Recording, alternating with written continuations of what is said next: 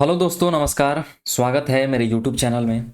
इस वीडियो में मैं आपको अपने नीट का पूरा जर्नी बताने वाला हूँ कि कैसे मैंने इस फील्ड को चुना, क्या क्या गलतियाँ की कि 6-6 अटेम्प्ट लग गए, कितने स्ट्रगल रहे प्रिपरेशन के दौरान। ये सारा चीज़ मैं आपको इस वीडियो में बताने वाला हूँ। तो वीडियो को पूरा देखिएगा, बहुत कुछ आप सबको सीखने को मिलेगा। अगर आप कॉम्पिटिटिव एग्ज़ाम का तैयारी कर रहे हैं तो जो गलतियाँ मैंने अपने प्रिपरेशन के दौरान की थी, उन गलतियों से आप बहुत कुछ सीख सकते हैं। तो चलिए शुरू करते हैं वीडियो को। सबसे पहले मैं अपने बारे में बताऊं तो मैं बिहार के रोहतास ज़िले के एक छोटे से गांव का रहने वाला हूं। बचपन से कोई ऐसा शौक नहीं था कि डॉक्टर ही बनना है। ना ही कोई गॉडफादर थे, ना ही कोई डॉक्टर बैकग्राउंड था, और ना ही कोई गांव-गांव में दूर-दूर तक अच्छे सरकारी एमबीबीएस डॉक्टर थे कि जिनको देख के मोटिवेशन आए कि हाँ, उनके जैसा डॉक्टर बनना है। तो जब मैंने जो 2017 में 10th पास आउट किया सीबीएसई बोर्ड से 9.8 सीजीपीए के साथ, तो अब ये था कि कुछ तो करना है। और उस समय गांव में सिर्फ दो ही ट्रेंड चल रहा था, या तो आपको इंजीनियर बनना है या फिर डॉक्टर बनना है। दूसरा चीज़ मतलब सोच भी नहीं सकते थे हम लोग, या पता भी नहीं था।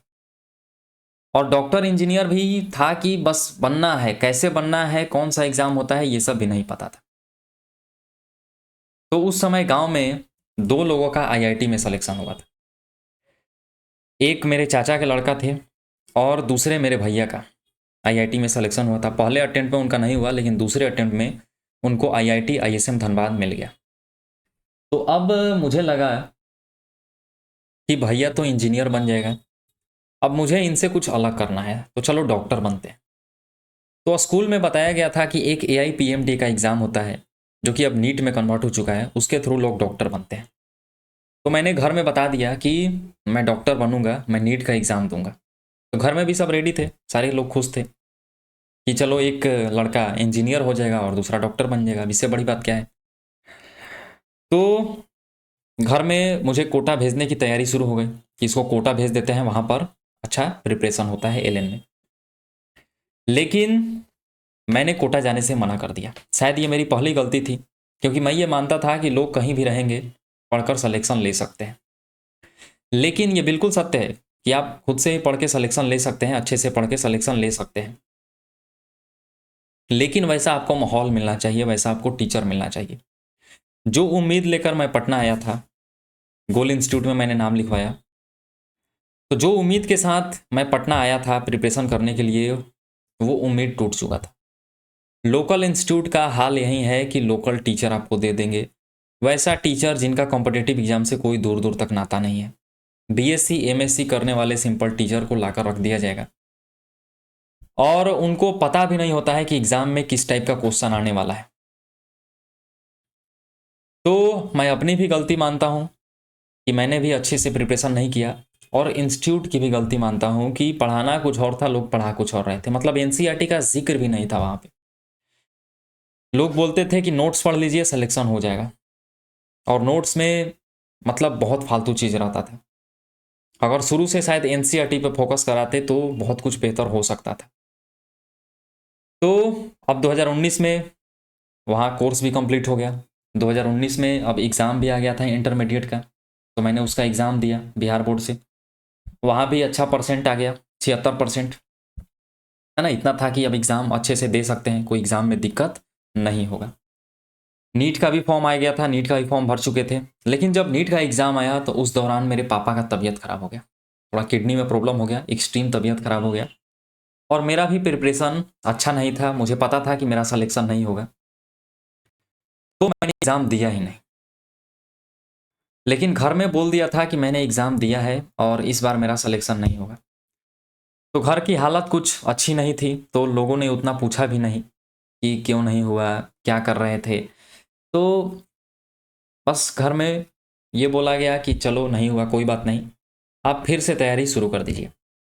तो मैंने भी यही सोचा कि अब मैं फिर से तैयारी शुरू करूँगा, और इस बार मैं सेल्फ स्टडी करूँगा, क्योंकि कोचिंग से मेरा पूरी तरीके से भरोसा उठ चुका था। इतना पैसा खर्च करने के बाद मुझे कुछ आउटपुट नहीं मिला, ऐसा मुझे लग रहा था, और शायद कुछ मिला भी नहीं। अब मुझे लग गया कि मैं सेल्फ स्टडी करूँगा, मैं खुद से पढ़ूँगा और सिलेक्शन लूँगा। लास्ट के जो 2-3 महीना बचेंगे, उसमें कोई टेस्ट सीरीज ले लेंगे अच्छा वाला, और उस टेस्ट सीरीज को दे के फिर नीट का एग्ज़ाम देंगे। लेकिन इस बार भी प्रिपरेशन उस हिसाब से नहीं हो पाया, और जब नीट का एग्ज़ाम का टाइम आया तो उस समय कोरोना आ गया। 2-3 महीना एग्ज़ाम और एक्सटेंड कर दिया गया, तो उसमें थोड़ा सा प्रिपरेशन और अच्छा हुआ, और 2020 में जाके मैंने अपने पहला अटेम्प्ट दिया और मेरे मार्क्स आए 480। इस बार भी सिलेक्शन नहीं हुआ। घर में उम्मीद थी कि बेटा का सिलेक्शन हो जाएगा, क्योंकि शुरू से मैं पढ़ने में अच्छा था, और इतना पैसा खर्च करने के बाद एक मिडिल क्लास वाला अगर आप पे पैसा खर्च कर रहा है तो एक उम्मीद भी रखते हैं लोग। तो मैं उस उम्मीद पे खरा नहीं उतर पाया और सिलेक्शन नहीं हुआ। घर में लोगों का नज़रिया भी बदल चुका था। इवन पापा तो मुझसे बात करना भी छोड़ चुके थे। ऐसा नहीं कि गुस्सा में, मतलब थोड़ा सा नाराज़गी होती है। मैं भी नज़र से नज़र नहीं मिला पा रहा था।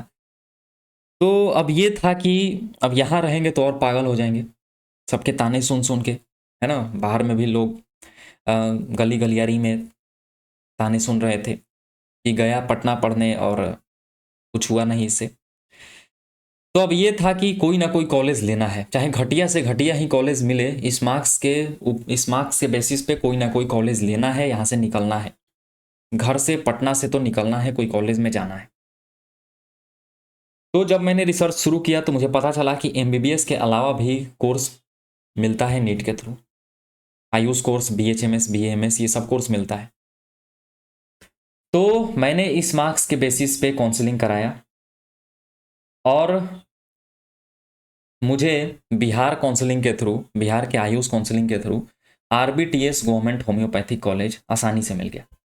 आपको पता होना चाहिए कि बिहार में 2 गवर्नमेंट आयुर्वेदिक कॉलेज है और 1 गवर्नमेंट होम्योपैथिक कॉलेज है। तो आयुर्वेदिक कॉलेज तो मुझे नहीं मिला, उसका सीट फुल हो गया, लेकिन ईजिली होम्योपैथिक कॉलेज मिल गया। और उसी साल मैंने आईसीएआर का भी एग्ज़ाम दिया था। ICAR, Indian council of agricultural research, एक बैकअप के तौर पे, इधर नहीं हुआ कि तो इधर कोई कॉलेज मिलेगा तो ले लेंगे। इधर भी मेरे अच्छे मार्क्स आए, 351, 600 मार्क्स का होता है। इस पर काउंसलिंग कराया तो मुझे यहाँ भी कॉलेज मिल गया, सेंट्रल एग्रीकल्चरल यूनिवर्सिटी इम्फाल, जो कि मणिपुर में है। पहले मुझे फिशरीज ब्रांच मिला, फिर जब मैंने अपग्रेड किया तो मुझे हॉर्टिकल्चर ब्रांच मिला। सबसे अच्छा ब्रांच एग्रीकल्चर होता है, उसके बाद हॉर्टिकल्चर, है ना, बागवानी कैसे लगाया जाता है ये सब सिखाया जाता है। तो दोनों कॉलेज मुझे मिल चुके थे। अब दोनों कॉलेज में डिसाइड करना था कि कौन सा कॉलेज चूज करें। ये तो था कि कॉलेज लेना है इस बार। तो एग्रीकल्चर एक अलग फील्ड है, बनने चले थे डॉक्टर और बन जाएंगे एग्रीकल्चरिस्ट, तो मतलब अलग हो जाएगा। तो ये था कि होम्योपैथिक डॉक्टर ही बनेंगे, लेकिन डॉक्टर तो बनेंगे। तो मैंने आरबीटीएस गवर्नमेंट होम्योपैथिक कॉलेज को चूज किया और यहाँ पर मैंने एडमिशन ले लिया, बस बैकअप के तौर पे। ये था कि कॉलेज में जाकर मुझे प्रिपरेशन करना है ना, इस कॉलेज को मुझे छोड़ना है, ये शुरू से मानसिकता थी, बस एक बैकअप के तौर पे लिए। और ये भी सोच था कि कॉलेज में जाएंगे तो अच्छे अच्छे बच्चे मिलेंगे, कॉम्पिटिटिव माहौल मिलेगा वहाँ पे, और भी बहुत सारे बच्चे तैयारी करेंगे तो उनके साथ तैयारी कर लेंगे। लेकिन जो उम्मीद लेकर आप कॉलेज में जाते हैं वो वैसा कॉलेज का माहौल होता नहीं। जब मैं कॉलेज में गया तो नए नए दोस्त बने, लड़कियां भी दोस्त बनी, डेली घूमना फिरना हुआ, प्यार मोहब्बत के सिलसिले भी शुरू हुए, और इन सब की वजह से मैं 6 से 8 महीना तक एक किताब का पन्ना तक नहीं पलटा। जो उम्मीद लेकर गया था कि मैं बेहतर तरीके से तैयारी करूंगा कॉलेज में, अब वो उम्मीद पूरी तरीके से टूट चुकी थी। नीट क्या होता है मैं ये भी भूल चुका था। दोस्ती यारी के चक्कर में डेली घूमना फिरना होता था, रात रात भर बात करना होता था, ग्रुप कॉल होता था, इंडिविजुअल कॉल होता था। लेकिन जब नीट का फॉर्म आया तब लगा कि वो नीट का भी एग्ज़ाम होता है और मुझे सीरियस होना चाहिए। तो थोड़ा सा दोस्ती यारी, प्यार मोहब्बत को कम किया, और 1 महीना थोड़ा अच्छा लेवल का तैयारी किया। ये था कि अब घर में दिखाना है कि मैंने तैयारी किया है ना। मेरी मानसिकता उस समय यही थी कि 480 मार्क्स जो पिछले अटेम्प्ट में आया था, अब इससे तो ज़्यादा नंबर लाना है। चूंकि इससे भी कम आ गए तो अब घर में पता चल जाएगा कि ये तैयारी नहीं किया था। तो इससे ज़्यादा नंबर लाना है, इस वजह से थोड़ा बहुत मैंने पढ़ा, 1 महीना मेहनत किया और फिर मैंने 2021 में एग्ज़ाम दिया और मेरे मार्क्स आए 515। मैं तो खुश था कि चलो पिछले बार से अच्छा आ गया, मैं कहीं बताने लायक हूँ। लेकिन घर में अब सबकी उम्मीदें टूट चुकी थी कि अब इससे सिलेक्शन होगा, अब ये एमबीबीएस क्वालिफाई कर भी पाएगा कि नहीं। अब मतलब नहीं लग रहा था कि सिलेक्शन हो पाएगा। तो अब घर में भी सबने बोला कि अब होम्योपैथिक कॉलेज को ही अच्छे से कंटिन्यू करो, होम्योपैथिक कोर्स को ही अच्छे से कंटिन्यू करो। लेकिन होम्योपैथी में ऐसा माहौल था, ऐसा इंफ्रास्ट्रक्चर था, ऐसे वहाँ के फैकल्टी थे और मतलब कुछ होता ही नहीं था वहाँ पे। बस डिग्री आपको मिल जाता टाइम पे या 1-2 साल डिले चलता, लेकिन कोई वहाँ पर क्लिनिकल एक्सपोजर नहीं, कोई स्किल डेवलपमेंट नहीं। मतलब कॉलेज जाने के बाद उम्मीद टूट गया कि ऐसा भी मेडिकल कॉलेज होता है, लेकिन बिहार है, यहाँ कुछ भी हो सकता है। तो मानसिकता तो थी कि अब कॉलेज को छोड़ना ही है, तो फिर से मैंने तैयारी शुरू कर दिया। इस बार थोड़ा दोस्ती यारी कम हो गया और तैयारी को अच्छे से शुरू किया। इस बार तैयारी भी अच्छा लेवल का हुआ, टेस्ट सीरीज भी मैंने अच्छा अच्छा दिया और कोई कोर्स तो ज्वाइन किया नहीं, कोई मैंने कोचिंग ज्वाइन नहीं किया। सिर्फ एक ही बार मैंने कोचिंग किया, उसके बाद मैंने कोई कोचिंग ज्वाइन नहीं किया। अब उस समय मेरे पास मोबाइल भी आ गया था। जब मैंने कॉलेज लिया था तो उस समय मेरे पास बड़ा मोबाइल आ गया था। उसके पहले मेरे पास छोटा मोबाइल था जिसमें यूट्यूब ये सब चलता नहीं था, सिर्फ कॉलिंग होता था। तो अब बड़ा मोबाइल आ गया था तो मैंने मोबाइल से प्रिपरेशन करना शुरू कर दिया। मोबाइल से मैंने फिजिक्स केमिस्ट्री बायो को बेहतर करना शुरू किया यूट्यूब से देखकर। और 2020 में मेरा मतलब तैयारी अच्छा था, मुझे लग रहा था कि मेरा सिलेक्शन हो जाएगा। टेस्ट में भी अच्छे मार्क्स आ रहे थे। लेकिन जब मैंने नीट का एग्ज़ाम दिया तो मेरे मात्र 540 मार्क्स आए और इस बार भी उम्मीद टूट गया। क्योंकि इस बार तैयारी अच्छा था तो इस बार मुझे खुद के ऊपर भी अब शक होने लगा था। खुद के ऊपर से भी भरोसा खत्म हो गया था कि अब मैं कुछ नहीं कर सकता। अब मैं टूट चुका था पूरी तरीके से। वहाँ भी मैंने कोई एग्ज़ाम नहीं दिया था, फाइनल एग्ज़ाम होने वाला था। मैंने फाइनल एग्ज़ाम को भी छोड़ दिया। घर में नहीं बताया कि मैंने फाइनल एग्ज़ाम होम्योपैथी कॉलेज का नहीं दिया है। घर में सबको लग रहा था कि चलो अच्छा से अपना होम्योपैथिक कॉलेज कर रहा है। नहीं हुआ तो वो भी एक अच्छा कोर्स है, होम्योपैथिक भी एक अच्छा कोर्स है, कोई ख़राब कोर्स नहीं है। लेकिन मैंने वहाँ का फाइनल एग्ज़ाम ही छोड़ दिया और मैं बोरिया बिस्तर लेकर वहाँ से घर आ गया। और घर पे आया और जब मैं बताया कि मैं वो कॉलेज को छोड़ना चाहता, मैंने उस कॉलेज का एग्ज़ाम भी छोड़ दिया। और उस समय नीट का रिजल्ट आया नहीं था और कुछ दिन के बाद नीट का रिजल्ट आया और यहाँ भी अच्छे मार्क्स नहीं है, मात्र 540 मार्क्स आए और इस पे एमबीबीएस कोर्स नहीं मिलने वाला था। तो अब घर में और टेंशन ज़्यादा बढ़ गई। घर में और ज़्यादा ताना सुनना शुरू हो गया। गांव मोहल्ले में भी ताने शुरू हो गए कि एक अच्छा कोर्स कर रहा था उसको भी बेवकूफ़ी से छोड़ दिया। तो अब मैं भी टेंशन में आ गया कि अब करे तो करे क्या। तो मैंने घर पे ही रह के लोगों के ताने सुनकर मैंने तैयारी फिर से शुरू किया, फिर से रीस्टार्ट किया कि इस बार तो सिलेक्शन लेना ही है। इस बार मतलब क्वालिफाई करना है, जमकर तैयारी करेंगे। और इस बार भी मैंने जमकर तैयारी किया। मैंने एक घर पे सिंगल रूम मेरा एक था, उस सिंगल रूम में दिन रात रहते थे, कहीं घूमना फिरना दोस्ती यारी सब बंद। सारा जो कांटेक्ट था, सारा जो लड़कियां थी, गर्लफ्रेंड थी, सब बंद हो गया और तैयारी बेहतर तरीके से शुरू हो गया। और फिर जब मैंने नीट का एग्ज़ाम दिया तो मेरे मार्क्स आए मात्र 565 और इस बार भी मैं पूरी तरीके से टूट चुका था। इवन इस बार तो घर वाले को लगने लगा कि ये कुछ कदम ना उठा ले, ये कुछ गलत कदम ना उठा ले। तो सांत्वना देने पहुंच गए लोग कि चलो नहीं हुआ कोई बात नहीं, इस मार्क्स पे कोई कॉलेज मिल जाएगा, कोई दूसरा कॉलेज ले लो, अब उसको तो छोड़ ही चुके हो, वहाँ तो बैक लग ही चुका है, तो अब उसको करने से कोई फ़ायदा है नहीं। तो मैंने भी यही सोचा कि उस कॉलेज को अब छोड़ देते हैं, क्योंकि छोड़ ही चुके हैं तो अब वहाँ दोबारा से जाने से कोई बात बनेगा नहीं। तो इस मार्क्स पे काउंसलिंग कराते हैं।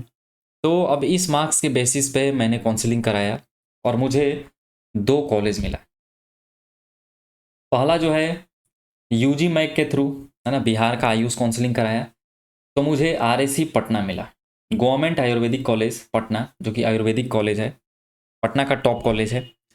ये मुझे अलॉट हो गया आसानी से, है ना। युवा रैंक मेरा 88 था, ईजिली मुझे ये कॉलेज मिल गया। इसके साथ साथ मैंने वेटनरी का भी काउंसलिंग कराया था इस मार्क्स के बेसिस पे, जो 565 आए थे, है ना। आप देख सकते हैं, क्योंकि पिछला जो है रिकॉर्ड मेरे पास नहीं है, बहुत साल गुजर गए हैं, होम्योपैथी कॉलेज दिया हुआ, नीट दिया हुआ, तो उन सब का रिकॉर्ड नहीं है। लेकिन जिनका रिकॉर्ड है मैं आपको सारा चीज़ यहाँ पर प्रूफ के साथ दिखाऊंगा, है ना। कुछ बच्चे सोचते हैं कि गलती भी लोग बताते हैं, तो देखो मैं एक टीचर हूँ, तो मुझे ऐसा लगता है कि सारा चीज़ जो है वो सही सही बच्चों को बताना चाहिए, ताकि मेरी गलतियों से अगर एक दो बच्चों का भी अगर भलाई होता है, सही डिसीजन अपने लाइफ में ले पाते हैं, तो ये वीडियो बनाना मेरा सफल हो जाएगा। इसीलिए मैं हर चीज़ आपको यहाँ पर दिखाने वाला हूँ लाइव प्रूफ के साथ। तो वेटनरी कॉलेज मुझे मिला पंतनगर, जो कि उत्तराखंड में है, और दोनों एक ही दिन आया था इस दोनों का रिजल्ट। अब दोनों कॉलेज में चूज करना था तक कि कौन सा कॉलेज चूज करें। तो वेटनरी एक अलग फील्ड था, उसमें जानवरों का इलाज करते हैं, ये भी एक अच्छा कोर्स है और अच्छा कॉलेज भी था ये। और दूसरा आयुर्वेदिक कॉलेज है, जिसमें इंसान का इलाज करते हैं हम लोग। तो अब था कि जानवर का इलाज करने तो निकले नहीं थे, तो मैंने आयुर्वेदा को चूज कर लिया। और घर में भी लोग खुश थे कि चलो आयुर्वेदा का एक अच्छा कोर्स है ना। आयुर्वेदा का डिमांड भी उस समय बढ़ चुका था, तो मैंने भी खुशी खुशी से आयुर्वेदा ले लिया। थोड़ा सा खुशी हुआ कि चलो कोई तो कॉलेज मिल गया, उससे अच्छा कॉलेज मिल गया। और यहाँ ये सोच कर आया था कि पूरी शिद्दत के साथ मैं आयुर्वेदिक कोर्स को करूँगा। लेकिन यहाँ कॉलेज में आने के बाद फिर अलग माहौल मुझे मिला। फिर जब टीचरों ने पढ़ाना शुरू किया, तो लंबे लंबे श्लोक संस्कृत में, मैक्सिमम चीज़ें हिंदी में थी। बचपन से हिंदी उतना पढ़े नहीं थे, संस्कृत पढ़े नहीं थे, इंग्लिश मीडियम था, डीएवी से पढ़े थे, तो अब कुछ समझ में आ नहीं रहा था कि लोग पढ़ा क्या रहे हैं। मैक्सिमम बच्चों का हाल यही था, सारा जो मेरा ग्रुप था दोस्तों का, उन सब का भी हाल यही था कि कौन सा कोर्स ले लिए। अब पछतावा हो रहा था कि इससे अच्छा तो होम्योपैथिक कोर्स ही था, कि कम से कम वहाँ हर चीज़ इंग्लिश में तो था।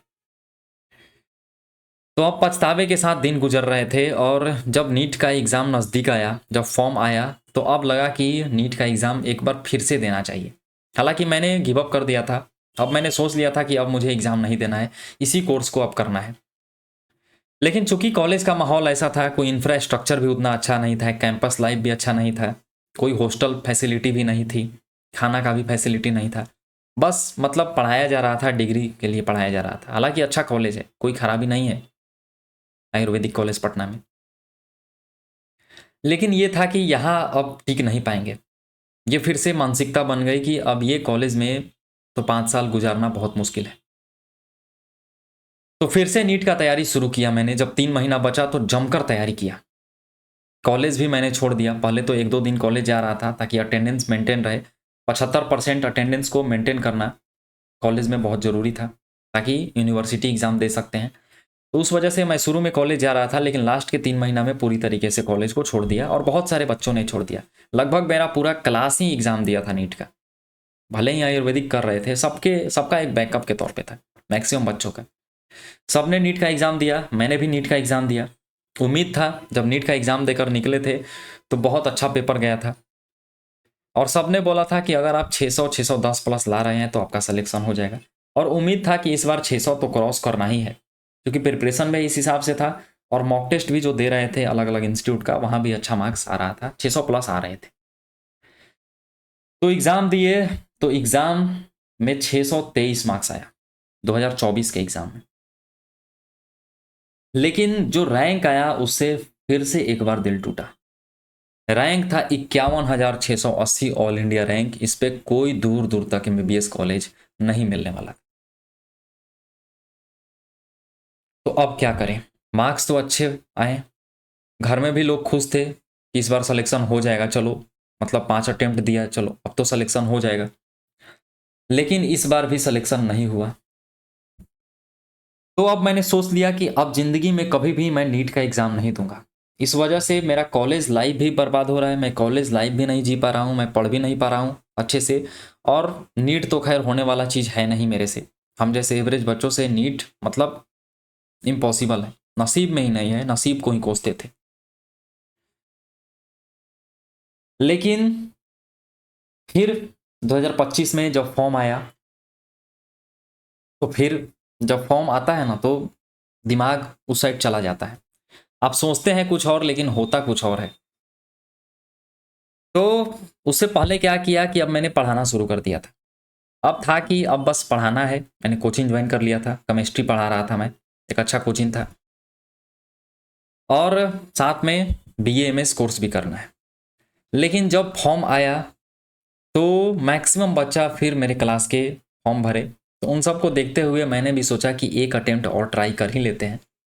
इधर भी बर्बाद हो गया है, आयुर्वेदा भी उतना अच्छा चल नहीं रहा था, लग नहीं रहा था कि यूनिवर्सिटी में पास कर पाएंगे, तो एक अटेम्प्ट फिर ट्राई करते हैं।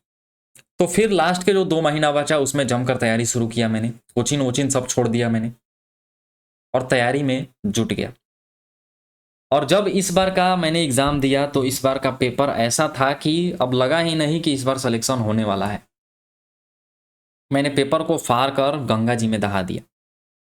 पटना कॉलेज में मेरा एग्ज़ाम था, नीट का सेंटर था, और पेपर को मैंने फाड़ दिया वहीं पर और गंगा जी में मतलब फेंक दिया। और उस दिन से मैंने शपथ लिया कि अब मैं ज़िंदगी में कभी नीट का एग्ज़ाम नहीं दूंगा। मुझे मतलब एग्ज़ाम तो ठीक गया था, लेकिन ये था उस समय दिमाग में कि 600 प्लस लाने पर ही सिलेक्शन, और 600 प्लस मुझे पता था कि इस बार आने वाले हैं नहीं। लेकिन जब घर पर आकर रिव्यू देखा बच्चों का तो पता चला कि पेपर ही इस बार का हार्ड था, सबको हार्ड लगा है, और मैंने तो पेपर फेंक दिया था, तो मैं मार्क्स तो मिला सकता नहीं था। तो अब मुझे लग रहा था कि इस बार नहीं होगा, अब चलो आयुर्वेदा को कंटिन्यू करते हैं। तो मैंने पढ़ाना शुरू किया, पढ़ाने पर फोकस किया और आयुर्वेदा को सही तरीके से कंटिन्यू कर दिया। लेकिन जिस दिन रिजल्ट आया उस दिन बहुत सारे बच्चों ने रिजल्ट चेक किया, मेरे जो दोस्त थे उन सब का भी रिजल्ट चेक हुआ, लेकिन अच्छे अच्छे दोस्त जिनका मार्क्स टेस्ट में 700 आ रहा था, 650 प्लस आ रहा था, जब उनका सिलेक्शन नहीं हुआ तो मैं तो उतना ज़्यादा टेस्ट इस बार दिया भी नहीं था। बस रूम पर जो है किसी किसी इंस्टीट्यूट का टेस्ट का फोटो कॉपी निकलवा कर टेस्ट दे रहा था, तो मेरा सिलेक्शन कहाँ से होगा। पूरी तरीके से उम्मीद अपने ऊपर से टूट चुका था। लेकिन जब मैंने अपना रिजल्ट उस दिन तो नहीं चेक किया, अगले दिन भी नहीं चेक किया, लेकिन रात में जब मेरा 2 बजे नींद टूटा, तब मैं सोचता हूँ कि एक बार फाइनल रिजल्ट देख ही लेता हूँ, फाइनल हो जाता हूँ कि अब करना क्या है, करना है या इसको छोड़कर जाना है। ये भी था कि कट ऑफ कम गया है, तो एक उम्मीद था कि शायद कट ऑफ क्वालिफाई हो जाए। और जब मैंने रात को 2 बजे अपना रिजल्ट देखा तो पहली बार मेरी आंखों में आंसू आए। पहली बार मैं सच में रोया था जिंदगी में। फेल होने पर मुझे कोई अफसोस ज़्यादा होता नहीं था, मैं रोता नहीं था, लेकिन पहली बार जब मैंने 527 नंबर देखे, नंबर से तो मैं खुश नहीं हुआ, लेकिन जो रैंक देखा 26,107 और कैटेगरी रैंक आया 1100 कुछ, तब अपने आप आंखों से आंसू छलक गए। और उसी रात के 2 बजे मैंने सबसे पहला कॉल जो है वो पापा को किया, क्योंकि मम्मी ने एक बार मुझसे कहा था, क्योंकि मेरे पापा का एक किडनी जो है वो निकल चुका है, किडनी में इन्फेक्शन हो गया, तो अभी उनके पास सिर्फ एक ही किडनी है। तो मेरी मम्मी ने कहा था कि बाबू, अब पापा जितना दिन जी रहे हैं जी रहे हैं, अब ज़्यादा दिन तो उनके पास है नहीं, कि उनके रहते भर में तुम एक बार मतलब एमबीबीएस का सिलेक्शन ले लो, एक बार मतलब नीट क्वालिफाई कर लो, उनका सपना पूरा हो जाएगा। ये बात मुझे उस रात के 2 बजे बार बार याद आ रहे थे और मेरी आंखों से आंसू छलकते जा रहे थे। और सबसे पहला कॉल मैंने पापा को किया और रोते रोते मैंने बताया कि पापा इस बार मेरा हो जाएगा। और जो खुशी मैंने उनके बातों में महसूस की, अब मुझे लगा कि अब मुझे ज़िंदगी में कुछ नहीं चाहिए। एमबीबीएस हो ना हो दूर की बात है, मुझे जो करना था मैंने वो कर दिया। मम्मी ने जो कहा था कि एक बार बस अपने पापा के लिए मतलब सिलेक्शन ले लो, वो मुझे लग रहा था कि मैंने कर दिया, मैंने एक मुकाम प्राप्त कर लिया। तो फिर हर जगह मैंने बताया, फिर भैया को कॉल किया, भैया भी खुश था, रैंक कार्ड मांगा कि रैंक कार्ड दिखाओ। पहले मैंने घर में बोल दिया था कि मेरा सिलेक्शन नहीं होगा, लोग तो पूछ ही रहे थे कॉल करके, और ये भी बता दिया था। और ये भी था कि इस बार मैंने कहीं बताया नहीं था, बस घर में ही लोग जानते थे कि नीट का एग्ज़ाम दे रहा है, बाकी कोई रिलेटिव्स, गांव वाले या बगल वाले पड़ोसी कोई जानता नहीं था। अब सबको लग गया था कि अब ये आयुर्वेदा को ही अच्छे से कर रहा है। तो सुनने के बाद घर में खुशी का माहौल था, और मैं भी सोच रहा था कि ये मेरा किस्मत है कि जब पूरी तरीके से मैंने होप खो चुका था कि अब मेरा सिलेक्शन भी कभी होगा एमबीबीएस में, तभी जो है उतने मार्क्स आते हैं जितना पे सिलेक्शन, मतलब कोई ना कोई एमबीबीएस कॉलेज मिल जाएगा। अगर एक क्वेश्चन भी यहाँ से गलती हो जाता, 522 मार्क्स भी रहते, तो शायद कॉलेज मुझे नहीं मिल पाता। तो किस्मत भी आपको देखता है, भगवान भी आपके मेहनत को, स्ट्रगल को देखते हैं। तो किस्मत भी इस बार मेरा साथ दिया। हर बार जो किस्मत को कोसते थे, इस बार किस्मत को ही मैंने सहारा माना कि किस्मत ही मेरा अच्छा था कि मतलब एक ऐसा रैंक आया जिसकी वजह से मैं एक एमबीबीएस कॉलेज में जा सकता हूँ। मैं अपने घर वाले का, अपने पापा का सपना पूरा कर सकता हूँ। तो ये रैंक कार्ड है इस साल का, आप देख सकते हैं। अगर एक क्वेश्चन भी गलती हो जाता तो शायद सिलेक्शन मेरा नहीं हो पाता और मुझे आयुर्वेदा ही करना पड़ता। लेकिन नसीब अच्छा था कि मार्क्स तो कम दिख रहे हैं, लेकिन रैंक मतलब अच्छा है कि government college, government MBBS college मिल जाएगा। तो ये मेरी नीट की जर्नी है, और मैं यहीं लास्ट में कहना चाहूँगा कि गिव अप नहीं करना है बाबू। एक चीज़ होता है डॉक्टर बनना, और एक होता है डॉक्टर ही बनना। तो अगर आपको डॉक्टर ही बनना है तो कभी भी होप नहीं खोना है, चाहे आपका 5, 6, 7 अटेम्प्ट भी लग जाए तब भी आपको देना है। कुछ बच्चे मुझसे बोल रहे थे कि सर क्या 6-7 अटेम्प्ट देना वर्थ इट है? बिल्कुल वर्थ इट नहीं है, मैं ये मानता हूँ। मैं मानता हूँ कि 3 या मैक्सिमम 4 अटेम्प्ट दीजिए, अगर आपका नहीं हो रहा है तो आप छोड़ दीजिए, आप ज़िंदगी में आगे बढ़िए। लेकिन चूंकि मेरे पास बैकअप प्लान था, मैंने कॉलेज ले रखा था, एक अच्छा कॉलेज था, कोई कॉलेज में खराबी नहीं थी, कोर्स भी अच्छा था, सैलरी भी अच्छी थी, हर चीज़ जो है आयुर्वेदा में मतलब एमबीबीएस के ही इक्विवेलेंट है।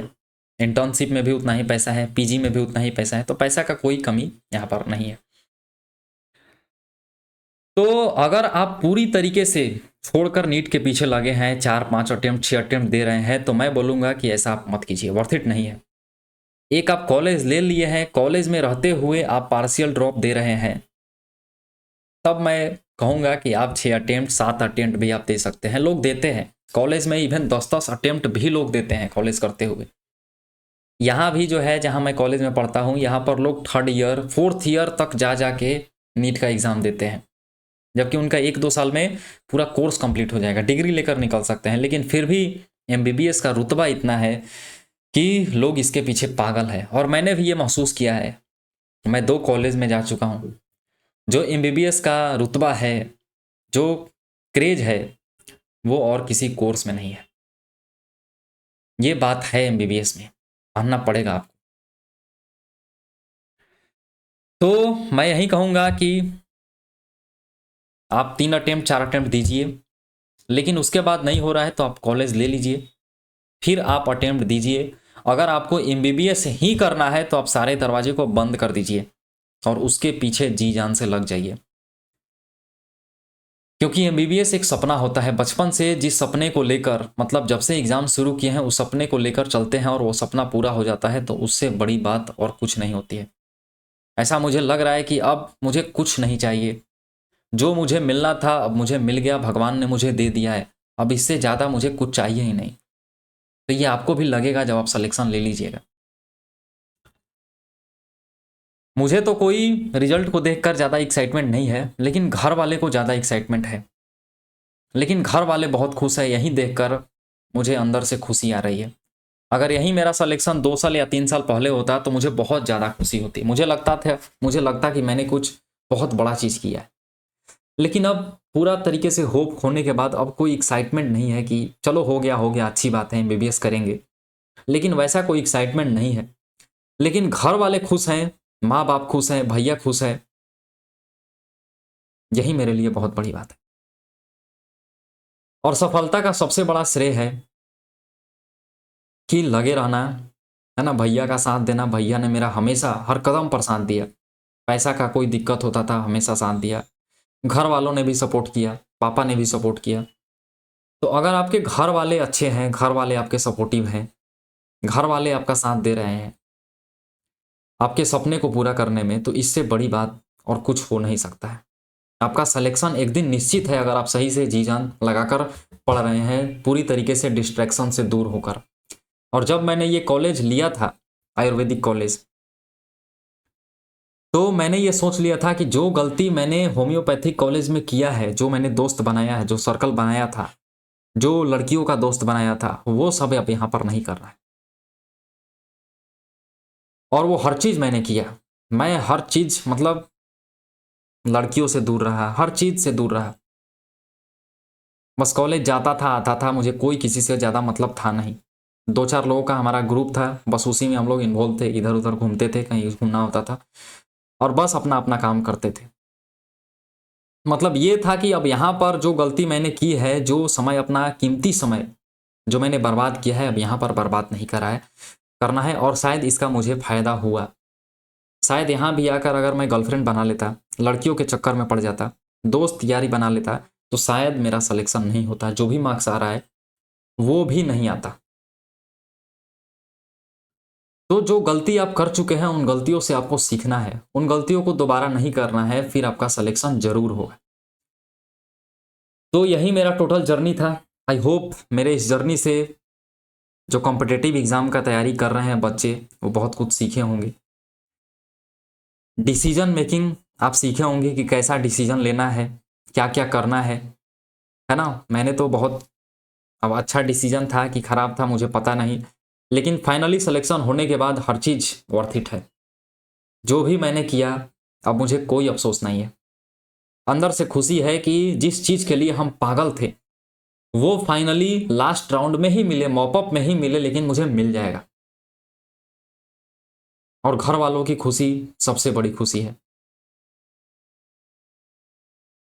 तो यही जर्नी था। That's all. Thank you so much.